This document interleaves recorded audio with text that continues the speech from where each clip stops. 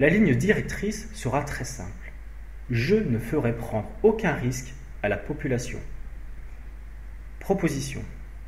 Interdire la spéculation boursière sur les produits alimentaires. Un paysan qui dépense 1 euro pour faire pousser une tomate ne peut la vendre 10 euros à un consommateur final. De la même façon, cette même tomate vendue 1,10 € à un intermédiaire ne peut arriver dans les rayons à 10 euros après les marges abusives des différents intermédiaires. Gel des prix de vente fixés par l'État sur les matières considérées comme vitales. Nous considérons qu'une tomate pousse de la même manière entre hier, aujourd'hui et demain. Il n'est donc pas justifié des fluctuations de prix de vente de certains produits. Revalorisation du travail paysan et artisanal, création de stockage de ressources nationales, eau, nourriture, énergie. Un dirigeant d'entreprise qui vend des voitures ne peut boursicoter sur la vie en achetant au plus bas prix des tomates pour les revendre le plus cher possible sans raison valable autre que l'enrichissement personnel. Interdiction de toute opération boursière sur une liste de matières et de produits vitaux définis par l'État dans l'intérêt général du peuple. Création d'une commission chargée de surveiller l'application de cette proposition, et plus généralement de toutes les propositions. Commission constituée par le peuple et indépendante de l'État, ce dernier ayant une obligation constitutionnelle de la financer. Suppression progressive du système boursier sur tous les produits alimentaires. Spéculer avec notre argent sur le dos de nos vies, c'est véritablement une absurdité dans les proportions que nous connaissons aujourd'hui. Le monde économique dans lequel nous vivons est un système viable à ses débuts. C'est un système qui a du sens, une certaine logique, mais dans un environnement petit, confiné. Dans notre monde actuel, dans notre environnement, à notre échelle, ce système n'est pas viable et nous conduit inexorablement à notre perte. Il ne faut pas se leurrer, notre système va s'effondrer. Il ne peut continuer ainsi. Aucun économiste, aucun politique ne pourra vous prouver le contraire. Nous vivons dans un monde où nos propres dettes créent la richesse de certains et font que grâce à un cercle vicieux, nous vivons dans une bulle à la limite de l'explosion financière. C'est purement mathématique. Il n'y a rien à redire, rien à ajouter, plus rien à prouver. Alors certains diront que je suis alarmiste, d'autres trop idéaliste. La réalité est pourtant là. Nous allons vers un échec. Proposition. Régulation de l'emploi et du travail. Toute entreprise versant des dividendes, ou plus généralement dégageant de larges bénéfices, ne doit pas avoir le droit de licencier. Il est en effet trop facile pour une entreprise du CAC 40 de gagner de l'argent sur le dos des consommateurs, qui sont eux-mêmes des salariés, tout en licenciant sans raison valable. Alors je précise que délocaliser à l'étranger pour réduire les coûts n'est pas une raison valable de licenciement. Alors entendons-nous bien en prenant un exemple exagéré. Un employeur qui se verse 10 millions d'euros par mois, il en a le droit. Nous sommes dans un pays libre. Par contre, si son entreprise licencie pour cause économique, alors cette rémunération ne devient plus légitime et ne doit pas être permise. De la même façon, pourquoi dans un pays économique tel que le nôtre, les profits sont toujours privatisés alors que les pertes, elles, sont mutualisées? Le peuple n'est pas la tirelire du pouvoir. Le peuple n'a pas à payer les conséquences de décisions des dirigeants mondiaux, incapables de prendre les bonnes décisions pour notre avenir. Les sanctions à l'égard de patrons et de salariés ne doivent plus seulement être économiques. Il faut responsabiliser la personne à la hauteur des actes par des sanctions la touchant personnellement.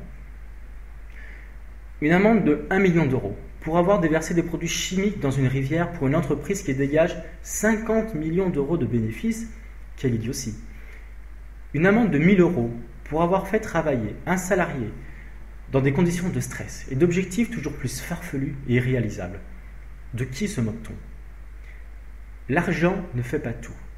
Responsabiliser chacune et chacun est la solution la plus légitime à mon sens et la plus juste, plutôt que des sanctions économiques sans intérêt. ou plus grave, sans sanction du tout.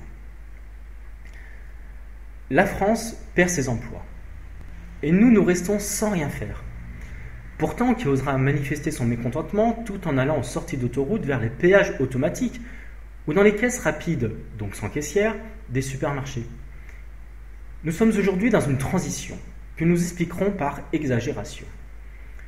Il y a des décennies, pour réaliser une baguette de pain, il fallait des personnes pour semer le blé, le récolter, le moudre, le transporter et le transformer pour fabriquer le pain. Imaginons une société dans 20 ans où tout est automatisé à 100%, du semage à la fabrication de la baguette.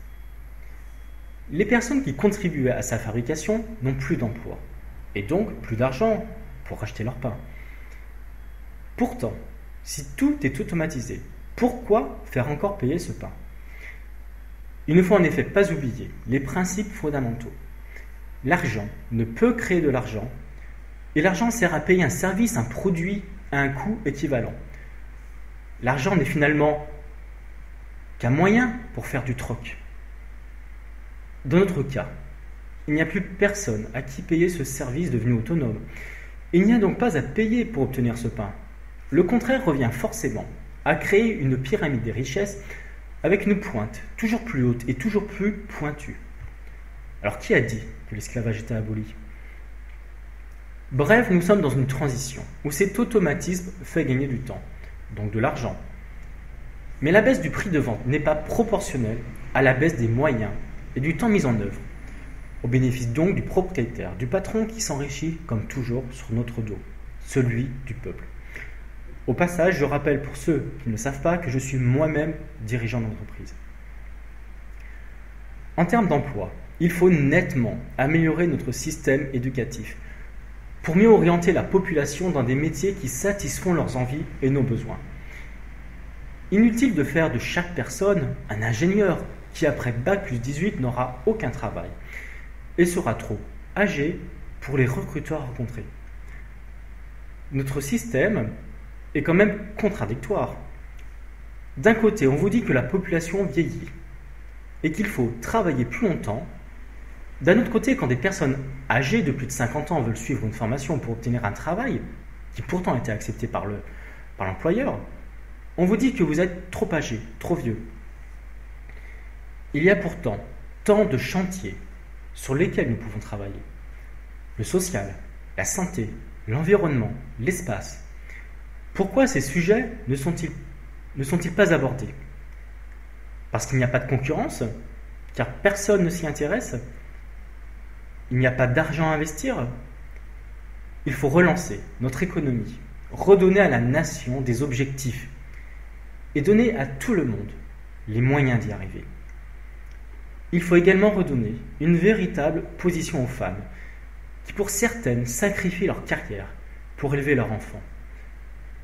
Mettre au monde un enfant, renouveler notre civilisation, ne doit plus être un sacrifice, que ce soit au point de vue professionnel, financier ou de cotisation maladie et de retraite. Il ne faut pas oublier que sans elles, nous ne serions plus là. Proposition. Contrôle des banques par le service public. Quand un appartement est acheté 200 000 € sur 20 ans, la banque, sans avoir rien fait de concret, gagnera 50 000 €, soit 25%, à comparer aux 3 ou 4% officiels, tellement plus facile à faire digérer. Or, la création d'argent à partir d'argent n'est pas viable dans le temps et conduit notre société à l'état de crise que nous connaissons aujourd'hui et qui n'est pas prêt de s'arrêter contrairement à tout ce que l'on nous dit pour simplement nous rassurer.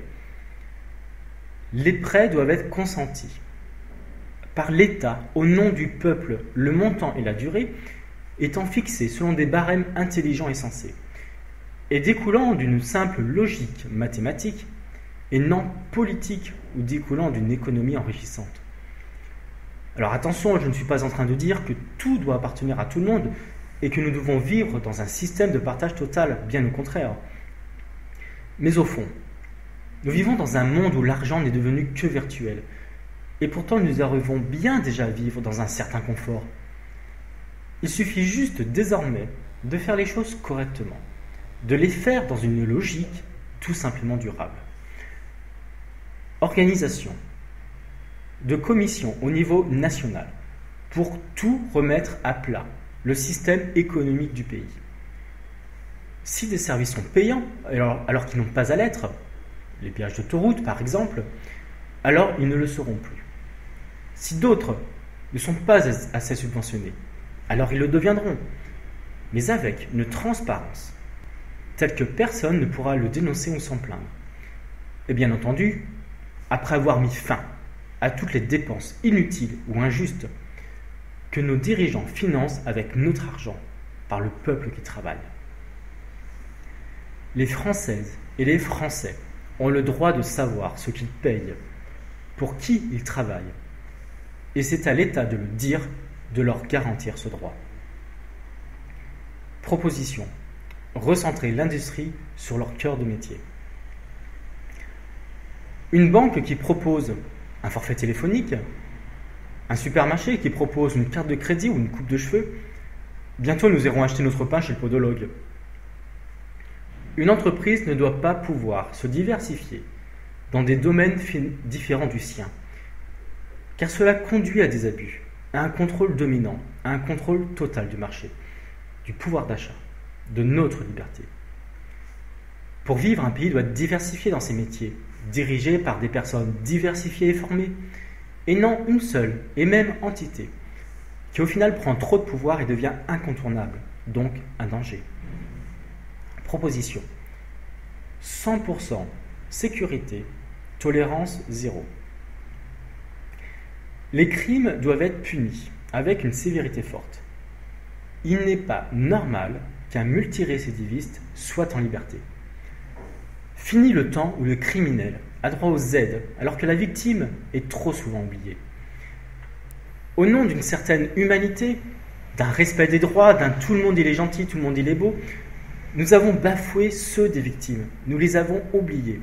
Cette situation se doit d'être réparée. Et à tous ceux qui sont contre la répression, sachez que vous êtes libres, libres de prendre sous votre aile tout criminel. Mais ne forcez pas ceux qui ne le veulent pas, car eux aussi sont libres, ne l'oubliez surtout pas. Le travail forcé sera remis en place dans les prisons. Le peuple n'a pas à payer pour des criminels, des violeurs et des tueurs d'enfants. Et pour ceux, encore une fois, qui ne sont pas d'accord, ils seront libres de verser plus d'impôts pour financer l'amélioration des conditions de détention. Mais moi, je ne ferai pas payer à la victime l'entretien de son agresseur.